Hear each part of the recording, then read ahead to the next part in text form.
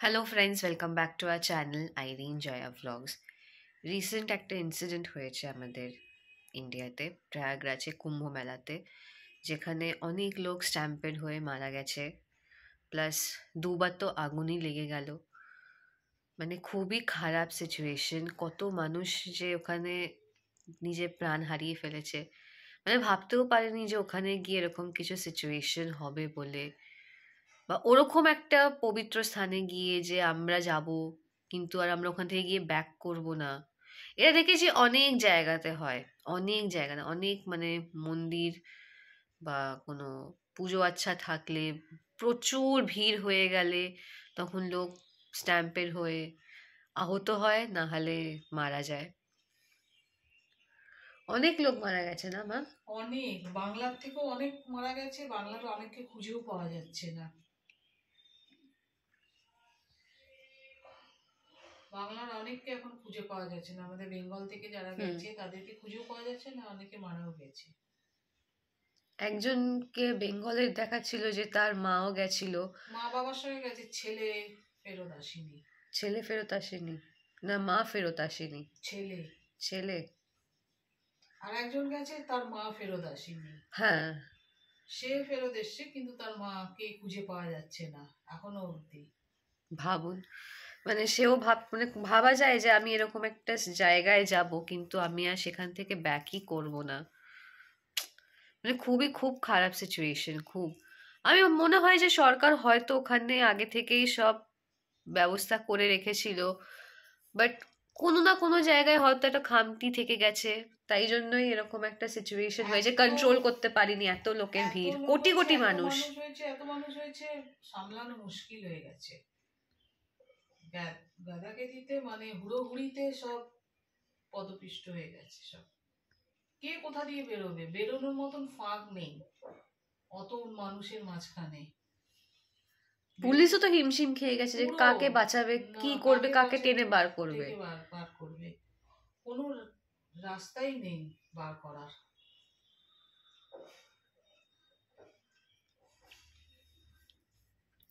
তারপর একটা ইনসিডেন্ট দেখলাম এই কুম্ভ মেলাতে, নাকি একটা বয়স্ক এজেন্ট দাদু দিদা তার ছেলে ওখানেই রেখে চলে গেছে, কারণ তার ছেলে বউ নাকি পছন্দ করতো না ওর মা বাবাকে। ভাবো, এরকমও ইনসিডেন্ট হয়েছে, হ্যাঁ, যেখানে কুম্ভ ছেড়ে মেলাতে দিয়ে চলে মা গেছে। বাবাকে ছেড়ে দিয়ে চলে চলে গেছে। গেছে। যেই মা বাবা দেখলো সেই মা বাবাকেই ছেড়ে চলে গেল। হুম। যেটা হয়েছে খুবই খারাপ হয়েছে। রিসেন্টলি আমার কলিগও গেছিল ওখানে, কিন্তু ওর থেকে আমি বেশি কিছু জানিও না যে ও কেমন ঘুরেছে না ঘুরেছে। ও জাস্ট বললো যে খুব ভালো ঘুরেছে। আমার মনে হয় এইসব টাইমে না এইসব জায়গাগুলোকে অ্যাভয়েড করা উচিত, যেমনি প্রয়াগরাজ বা এলাহাবাদ, যেটা আগে আমরা বলতাম, বেনারস। এইসব জায়গা এখন প্রচুর ভিড় পাবেন, প্রচুর।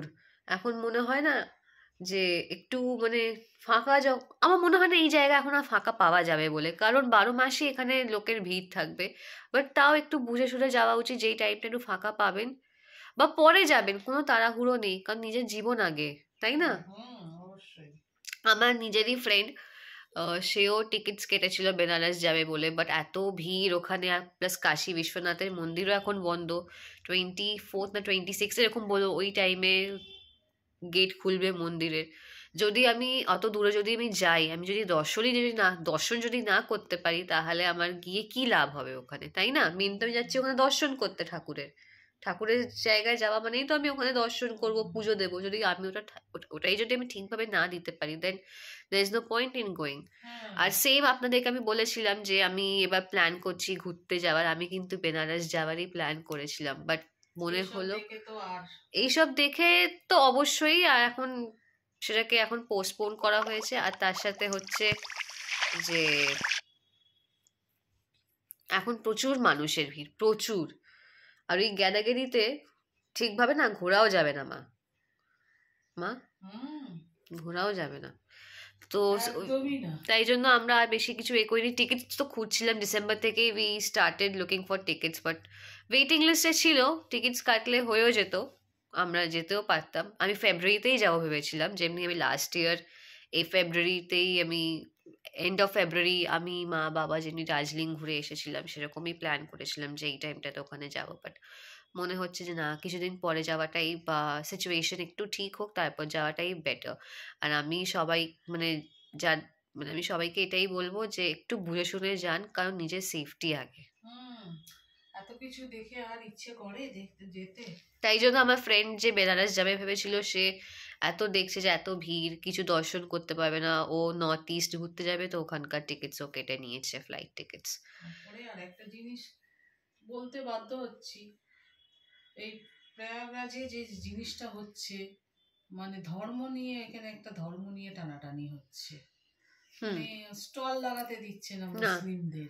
এইটা না কি, এটা কি, এটা তো কোনো মানে হয় না, না? ওরা গরিব মানুষ, ওরা এই খেটে খায়, ও স্টল লাগাচ্ছে, এ লাগাচ্ছে, ওদেরকে ঢুকতেই দিচ্ছে না। পুড়িয়ে দেওয়া, প্রথমে পুড়িয়ে দেওয়া হলো, এখন যে ঢুকছে তাকে খুঁজে খুঁজে বার করে ঠিক তাকে মেরে ধরে বার করে দিচ্ছে, তার দোকান ভেঙে দিচ্ছে, যে তোমাদের এখানে কি কাজ, তোমরা ঢুক। আরে বাবা, ওরা তো গরিব মানুষ, ওরা তো রোজগার করে খেতে এসেছে, হুম। তাহলে কেন এই সব জিনিসগুলো করা হচ্ছে, কেন ওদেরকে ঢুকতে দেওয়া হবে না? আমি মনে করি যারা যারা গরিব, যারা দিন আনা দিন খাওয়া যারা লোক আছে, তাদেরকে সে তাদের ক্ষেত্রে না এই ধর্ম দেখা উচিত না। সে মুসলিম হোক, সে হিন্দু হোক বা খ্রিশ্চান হোক বা যেই ধর্মেরই হোক না কেন, সে যতক্ষণ না তোমার কোনো প্রবলেম ক্রিয়েট করছে ততক্ষণ আমার মনে হয় তাকে সরিয়ে দেওয়া উচিত। কারণ আমাদের ধর্মতেই আছে যে আমরা এরকম মানে সবাইকেই আমরা আপন করে নিই, আমরা কাউকে মানে ত্যাগ করে দিই না, সবাইকেই সেটাই আমরা তো, আপন করে নিই, তো এটা সেটাই নিয়ে ঠিক না। চলা উচিত। আরে তারা তো খেটে খাচ্ছে বাবা, রোজগার করে খাচ্ছে, গরিব মানুষ, তাদেরও তো ঘরে বাচ্চা কাচ্চা আছে। কি আছে, একটা দোকান লাগিয়েছে, এ লাগিয়েছে, তাতে তো কোনো অসুবিধে নেই। এখানে ধর্ম, আমি তো মনে করি এখানে কোনো ধর্ম ধর্ম আনা উচিত না। মানা এ করা উচিত না সে ওদেরকে। ওরা ওদের এতে আমাদেরকে অ্যালাউ করে না করে সেটা ওদের ব্যক্তিগত ব্যাপার, কিন্তু সেম ওদের মতন আমাদেরকেও হতে হবে এটা তো এটা তো ঠিক কোনো না। মানে নেই না। না, তাহলে পার্থক্য কি থেকে গেল? যখন তোমরা এতই যখন বলছো, তাহলে দুজনে, তাহলে আমরা দুজনেই তাহলে আমরা সেম দাঁড়াচ্ছি। সেম এ ওকে দাঁড়াচ্ছে। ওখানে ব্যবসা করতে দেবে না, এ এখানে ব্যবসা করতে একটা দেবে না।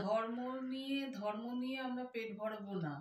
ধর্মের জন্য কিছু মানুষ, ধর্ম দেখতে গেলে গরিব মানুষদের পেট মরবে, তাদের ঘরেও বাচ্চা টাচ্চা সব, বাচ্চা বউ বাচ্চা হ্যাঁ সব হ্যাঁ, আছে, অবশ্যই। তারা রোজগার করে খাচ্ছে। আরে ভাই, এমনি তো কিছু করছে না, তারা দোকান লাগাচ্ছে, এই লাগাচ্ছে, তাতে ক্ষতিটা কি হয়েছে? প্রথম কথা তো সেও তো মানুষ রে বাবা।